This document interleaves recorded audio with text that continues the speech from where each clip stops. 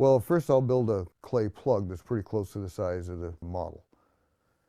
And then I'll establish using toothpicks or bamboo skewers or some sort of, even a nail, sometimes I use a sheetrock screw. But establish the points in the clay and make sure that I have them properly oriented in relation to each other.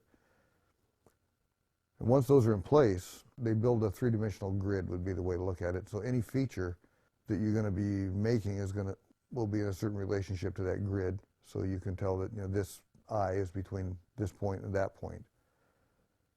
So it helps you place things in the right relationship to each other.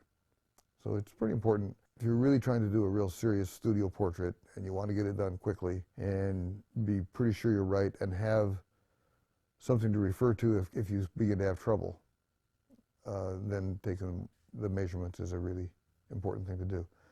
A lot of times, just to make a head, you don't really even need to take measurements. You just, eyeball it, just look at her or the model and just do what you see.